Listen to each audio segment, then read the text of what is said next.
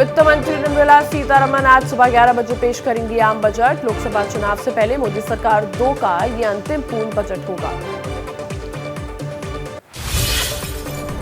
Budget से पहले आज संसद में पेश हुआ, कल संसद में पेश किया गया आर्थिक सर्वेक्षण में देश की विकास दर 6 से 6.8% रहने का अनुमान। अनुमानित विकास पर 6.5% पिछले 3 साल में सबसे कम है। हालांकि सर्वे में कहा गया है कि भारत दुनिया में सबसे तेजी से बढ़ती प्रमुख अर्थव्यवस्था बना रहेगा। प्रधानमंत्री मोदी ने कहा, बजट पर देश ही नहीं दुनिया भर की रहेगी नजर। बजट में हमारा लक्ष्य India first, citizen first. PM Modi ने विपक्ष को दी सलाह, कहा बजट सत्र में तकरार हो तो तकरीर भी हो।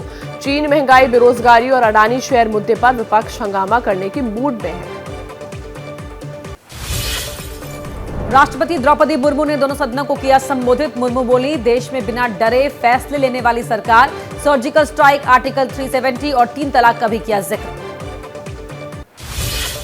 इंटरनेशनल मॉनेटरी फंड ने कहा, इस साल भारत की विकास दर दुनिया में सबसे ज्यादा रहेगी। 6.1 विकास दर रहने का अनुमान जताया, जबकि दुनिया में ग्लोबल विकास दर करीब 3% घटेगी।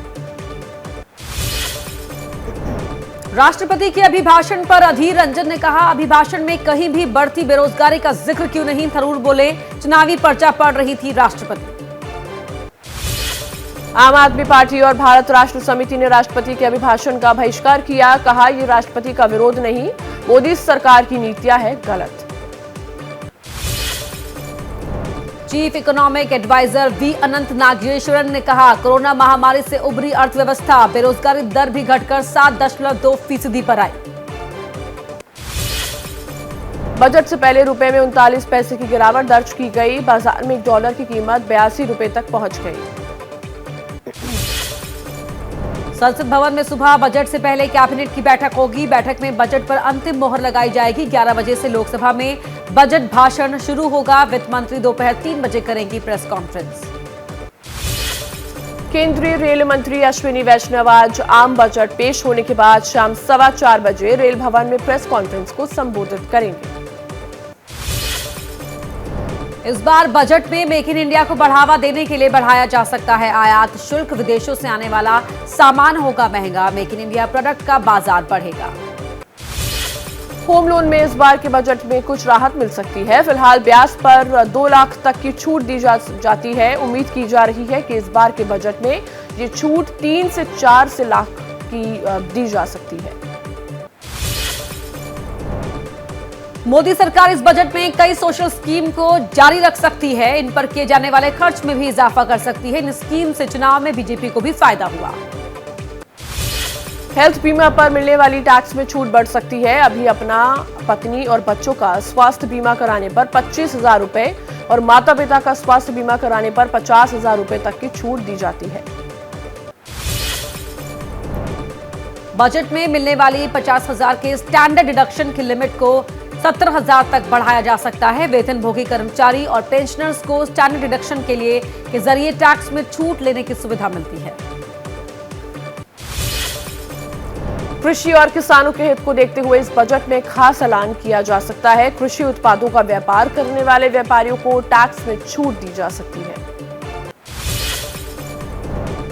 चीन और पाकिस्तान की नापाक हरकतों का जवाब देने के लिए रक्षा बजट को पिछले साल की तुलना में और बढ़ाया जा सकता है। स्वदेशी हथियारों के विकास और खरीदारी पर रहेगा जोर। सरकार टैक्स स्लैब और टैक्स रेट में बदलाव कर सकती है। सूत्रों के मुताबिक नई कर व्यवस्था के तहत सरकार 30% और 25% टैक्स की दर कम कर सकती है। बजट से एक दिन पहले लोकसभा की कार्य मंत्रणा समिति की बैठक हुई। बैठक में बजट सत्र के पहले भाग को 13 फरवरी की बजाय 10 फरवरी को ही खत्म करने की मांग उठी। 2 फरवरी को राष्ट्रपति के अभिभाषण पर लोकसभा में चर्चा शुरू होगी। चर्चा का जवाब प्रधानमंत्री 7 फरवरी को लोकसभा में और 8 फरवरी को राज्यसभा में देंगे।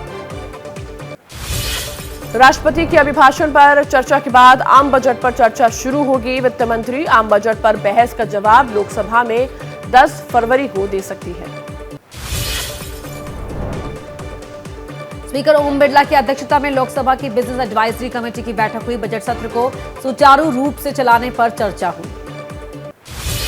रेल बजट से जुड़ी लोगों की उम्मीद अनुमान है कि 20% तक बढ़ सकता है बजट एलोकेशन। आधुनिक सुविधाओं से लैस वंदे भारत से जोड़ी जा सकती है नई सुविधाएं। रेल बजट में नई ट्रेनों का हो सकता है ऐलान। रेल पटरियों का आधुनिकीकरण और छोटे स्टेशन के रीडेवलपमेंट पर होगा जोर। कवच टेक्नोलॉजी के रोल आउट का है प्लान। पिछले साल रेलवे का बजट 1.4 लाख करोड़ था, जो इस साल बढ़कर 1.8 लाख करोड़ हो सकता है। रेल बजट में वित्त मंत्रालय का focus infra, make in India और स्वदेशी हाई स्पीड ट्रेन जैसे प्रोजेक्ट्स पर रहेगा। हाइड्रोजन ट्रेनों के विकास पर रहेगी नजर। कश्मीर घाटी को रेल मार्ग से देश के मुख्य हिस्से से जोड़ने वाले चेनाब ब्रिज जैसे रेलवे के अधूरे प्रोजेक्ट्स को पूरा करना रेल बजट की रहेगी प्राथमिकता। रेल बजट में सरकार semi high speed Vande Bharat ट्रेनों के 400 से अधिक नए रैक और हाइड्रोजन यात्री ट्रेनों की भी घोषणा कर सकती है। रेल बजट में छोटे स्टेशनों के विकास पर रहेगा जोर। अमृत भारत स्टेशन योजना के तहत रेलवे 1000 छोटे स्टेशनों का करेगा रीडेवलपमेंट। बजट से पहले सर्वे एजेंसी सी वोटर का स्नैप पोल। आम लोगों से बजट को लेकर उम्मीदों पर की गई बात। 43% लोगों ने कहा नई नौकरियां लेकर आए सरकार। सर्वे में 18% लोगों ने की टैक्स में छूट की उम्मीद। 30% ने कहा बेहतर भविष्य के लिए महंगाई पर लगे लगाम। प्री बजट सर्वे में 47% लोगों ने माना चुनावों को देखते हुए आएगा लोक लुभावन बजट। 57% लोगों ने माना आम बजट का वोटर्स पर पड़ेगा असर। बजट पर केंद्रीय मंत्री जयंत सिन्हा ने कहा सरकार का फोकस विकास पर, बजट में दिखेगी इसकी झलक। रोजगार के अवसर पैदा करने पर सरकार का जोर। बजट को लेकर कांग्रेस के सांसद शशि थरूर ने कहा हम सुनना चाहते हैं कि बेरोजगारी और महंगाई पर वित्त मंत्री क्या करेंगी। आम आदमी को टैक्स स्लैब में राहत मिलनी चाहिए। बजट पर बीजेपी सांसद गोपाल शेट्टी का बयान, बहुत अच्छा होगा बजट, आम आदमी के जीवन को बेहतर बनाने वाला होगा आम बजट। आम बजट को लेकर प्रयागराज में लोगों ने जताई उम्मीद। कहा बजट में कृषि, चिकित्सा और शिक्षा पर हो फोकस। महंगाई कम करने वाला हो बजट। टैक्स स्लैब में मिले राहत। बीजेपी नेता सुकांत मजूमदार ने कहा देश हित में होगा आम बजट। मोदी सरकार अर्थव्यवस्था को 10वें स्थान से 5वें स्थान पर लाई। कर्नाटक के पूर्व सीएम सिद्धारमैया ने कहा मुझे बजट से कोई उम्मीद नहीं। निर्मला सीतारमण का आखिरी बजट। इस बजट में होंगे बहुत सारे वादे जो पूरे नहीं होंगे। आम बजट से टूरिज्म सेक्टर को बड़ी उम्मीद। हिमाचल के धर्मशाला में होटल मालिकों ने कहा टैक्स में राहत दे सरकार। टूरिज्म सेक्टर को मिल सकता है उद्योग का दर्जा। बजट को लेकर फिल्म निर्माता अशोक पंडित का बयान। बजट में कभी नहीं होता फिल्म इंडस्ट्री का जिक्र। देश में टैक्स का बड़ा हिस्सा देती है इंडस्ट्री। बजट में मिले राहत। बीजेपी राज्यसभा सांसद सोनल मानसिंह ने पेश होने वाले बजट पर दी प्रतिक्रिया। बोली महिला सुरक्षा और महिलाओं से जुड़ी योजनाओं पर ध्यान देना बहुत जरूरी। शिवसेना सांसद प्रियंका चतुर्वेदी की बजट से उम्मीदें। कहा महंगाई पर लगाम लगाने वाला बजट लाना चाहिए। टैक्स में राहत दे। जेएमएम की राज्यसभा सांसद महुआ मांझी ने कहा ग्रामीण विकास और गरीबी कम करने वाले बजट होना चाहिए। मूलभूत सुविधाओं पर विशेष ध्यान देना चाहिए।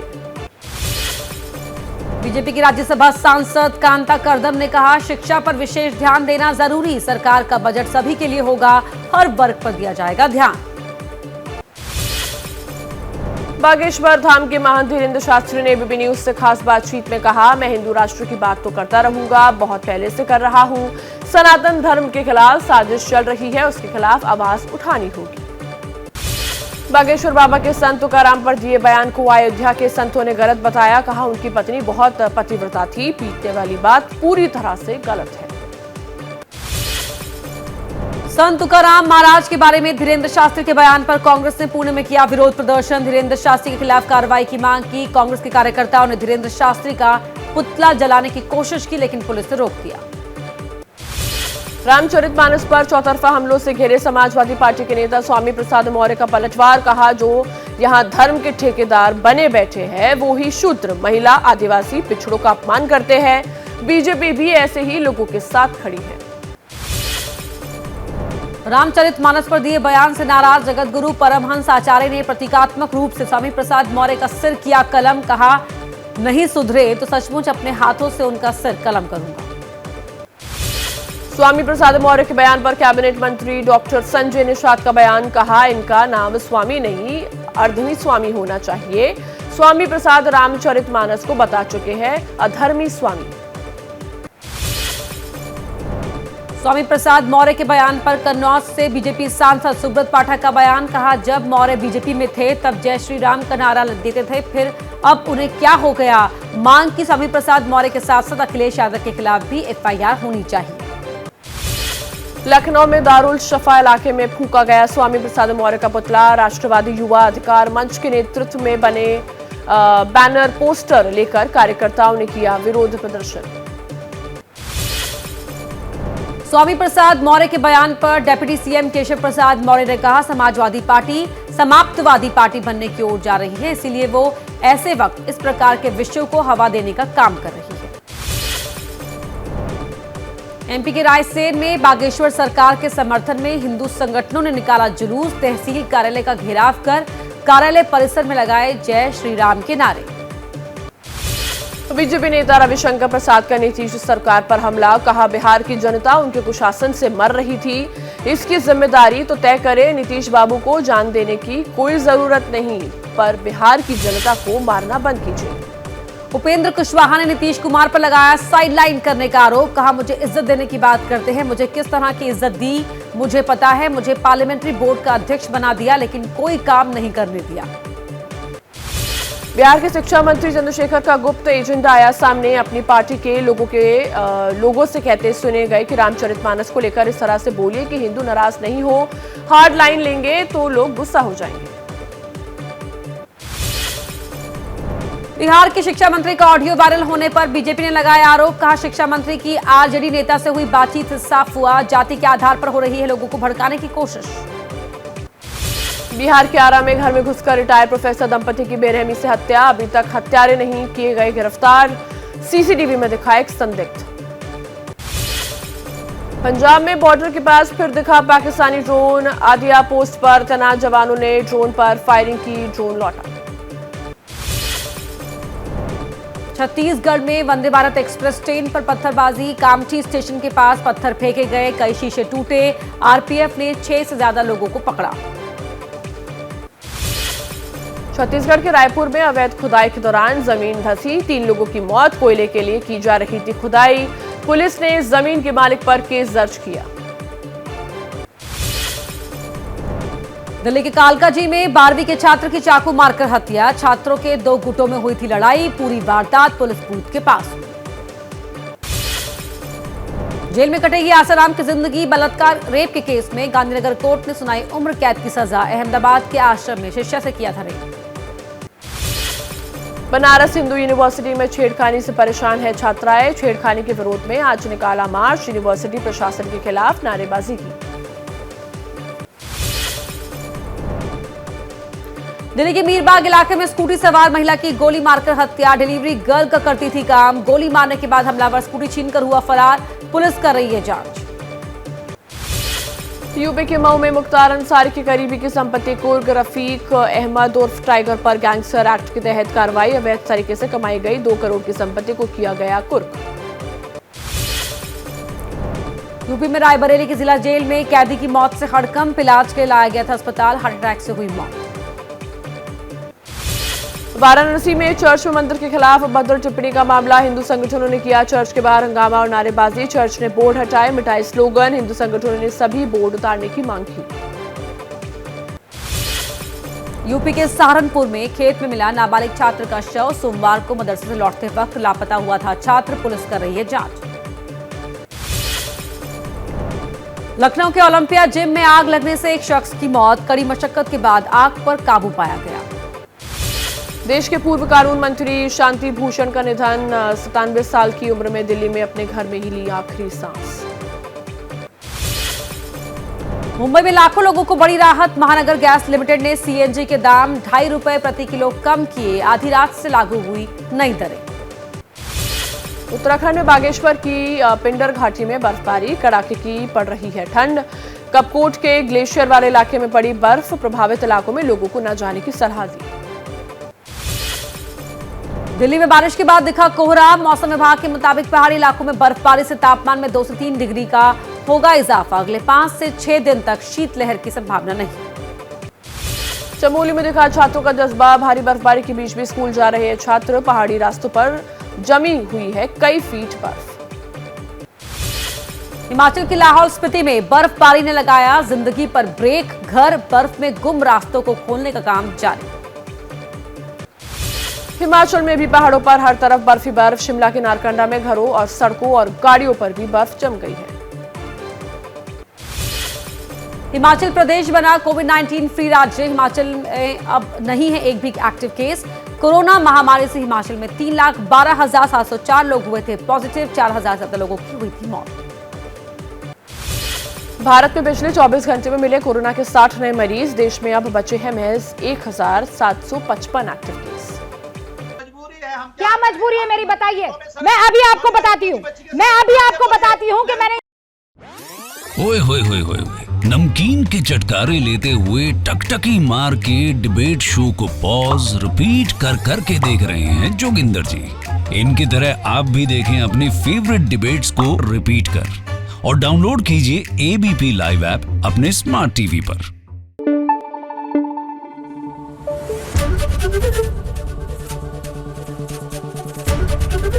एबीपी न्यूज आपको रखे आगे।